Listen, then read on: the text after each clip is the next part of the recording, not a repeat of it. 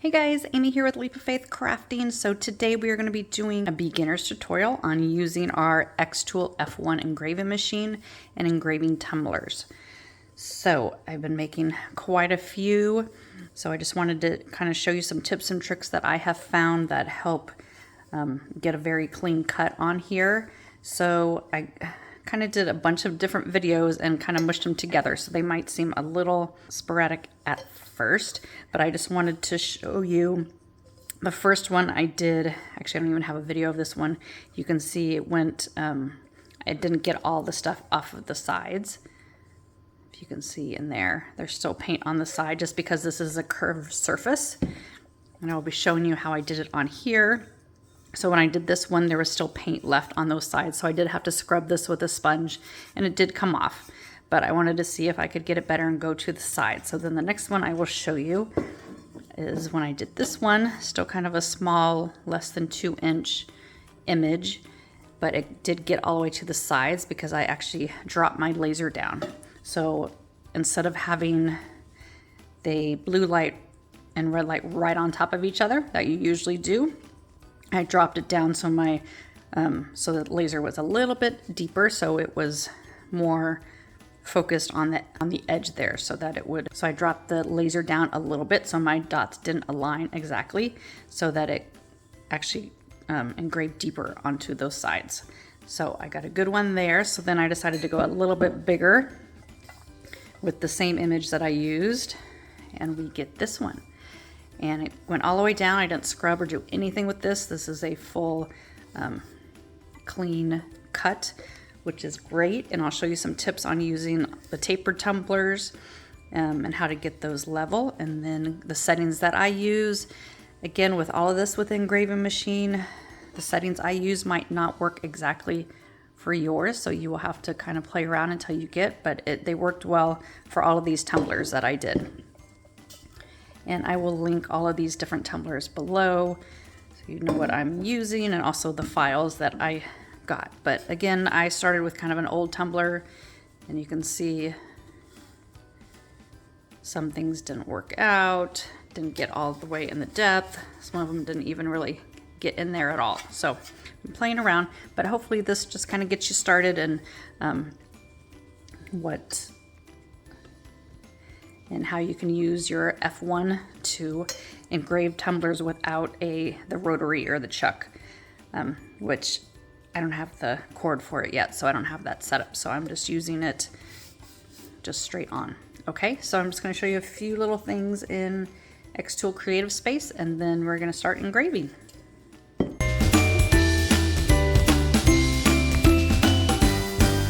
Okay, so we're going to bring in an image here to put on our tumbler, and I've downloaded a bunch of images. Let's go to this sassy bundle here, and I'll link where I get all of these below. Let's see what this one looks like, and I'm going to bring in the SVG one, and yes, scale it to fit. Okay, so I'm going to dial this down here. And so right now you can see over here that this comes in as a score, but I want to engrave it. So I'm going to click on engrave. And then I always like to combine and unite it too, just to make sure it all stays together. I'm going to make this one width about 2 inches there. Okay. And then I purchased this, and I'll link this below. This is just a holder if you don't have the rotary cord. I have the rotary, but I don't have the new cord that you have to use with the F1. So I am using this right now because it fits right in here and will hold this. So I'm just going to put it in, I'll put it up to where I want it. Then I'm going to do the framing, and we'll see where that goes. Okay, so for now, for the settings, we are going to do blue light first. I'm going to do a blue light and then the infrared light. And what I found works best for me is 100 power by 400 speed and 2 passes at 200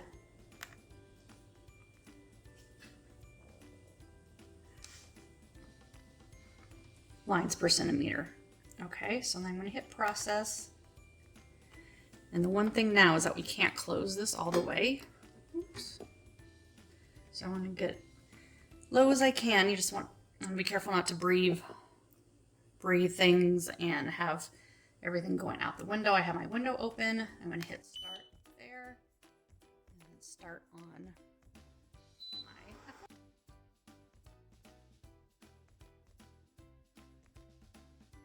Okay, so you can see that this took 3 minutes and 41 seconds to do, and I'm not going to move it yet, so I can't really show you in there because I don't want to move lift it up at all, but you can see it engraved, but there's a little bit of black on top of it. So you can definitely take it out and use a magic eraser or a sponge or something to take it off. But I've read, and I've tried this a couple times, that you run the same settings but do it on infrared. So I'm going to keep everything exactly the same. I'm going to click on OK, and then I'm going to come back and actually click on this and just change this laser type to IR. I'm leaving everything the same. You can turn it down to 1 pass, but I just like to leave it. And then I'm going to click on process, start, and then process this again.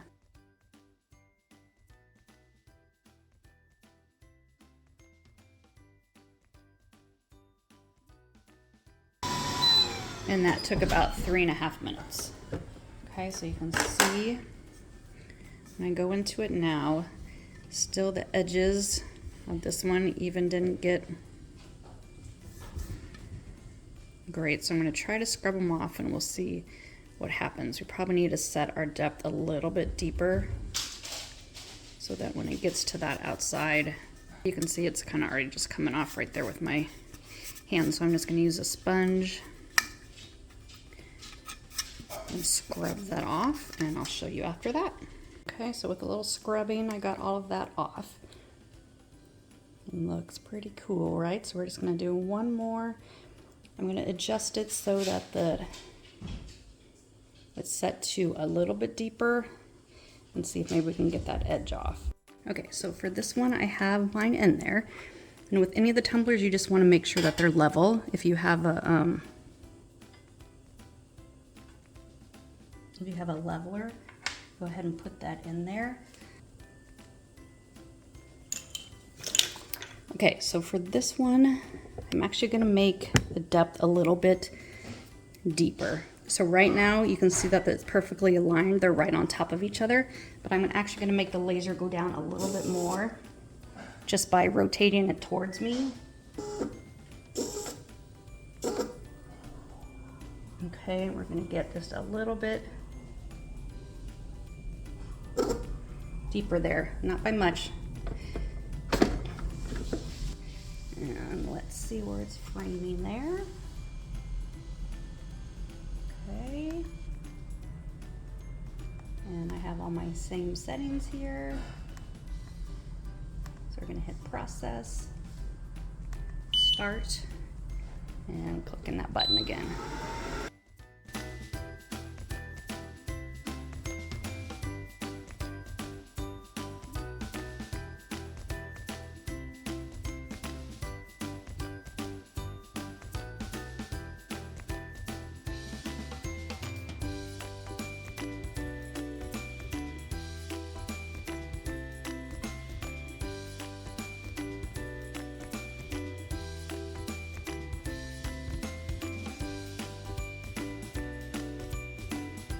So after the 2 runs of that, you can see that that actually worked a lot better getting to those sides there when I made it just a little bit deeper. So looking pretty cool. Okay, so I'm going to do that same thing with it being a little bit lower on this one. And for this one, as I mentioned, it's tapered. So I actually am gonna put, I just have these wood tags here, so I'm going to put a few on each side and put that in. And for me, that levels out there. Okay, so I'm going to make it a little bit closer.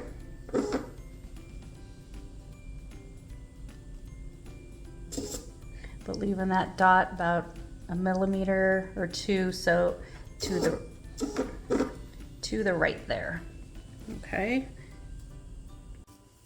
Okay, so I have everything set. I've changed it all to Engrave and combined it all, and have my settings here and my framing. So I'm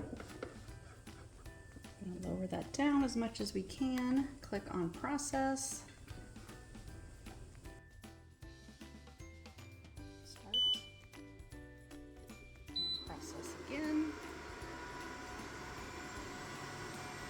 Okay, so that one took 6 minutes.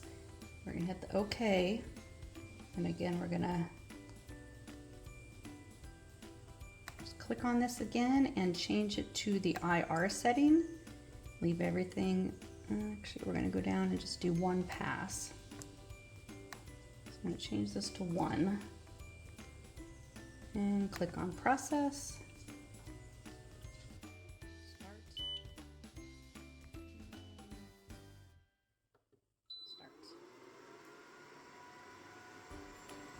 Okay, so that beeped. Okay, and look at how that came out. Beautiful. It got all the edges, and this was even a design that was farther. So definitely making that depth on the laser a little bit deeper gets it to that side. So kind of setting it, again, the red dot to about a millimeter or two to the right of that blue dot makes the laser a little bit closer to this, so it's more in line with kind of the edges there. So you can see better than this side that I did it perfectly aligned with the dots on top of each other and still had those edges on there.